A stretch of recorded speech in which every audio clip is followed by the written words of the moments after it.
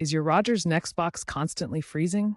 You're not alone. Freezing usually happens due to a few key reasons: cache buildup, overheating, or software glitches. Think of your NextBox like a mini computer. When it gets overloaded with temporary data, overheats, or has software problems, it can freeze. Luckily, there are three straightforward fixes you can try right now. First, clear the cache. Go to Settings, then System, and select Clear Cache. This removes temporary files that bog down the system. Second, ensure proper ventilation.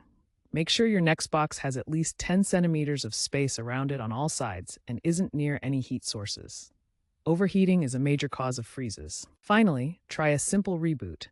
Unplug your NextBox for 30 seconds, then plug it back in. This often resolves minor software glitches. According to Rogers' internal data, over 65% of freezing issues can be resolved with these simple steps. If the basic fixes don't work, there might be deeper issues. Consider performing a hard reset by holding the power button for 10 seconds. Rogers' support data shows that this resolves an additional 20% of cases, particularly those related to older NextBox models. Also, ensure your NextBox is running the latest firmware. Rogers rolled out a major update, version 7.2.1, in mid-2024 to fix freezing issues, so check for updates in the settings. However, the future of NextBox is changing. Rogers is transitioning to its Ignite TV platform, a cloud-based service. This reduces reliance on the NextBox hardware, decreasing freezing incidents. According to tech analyst Craig Moffett, the cloud is the future.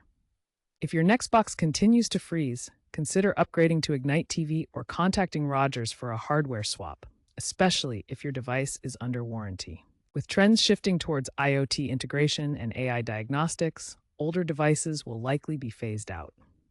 Moving to cloud-based solutions offer seamless cloud streaming, thus minimizing processing on the end user's device.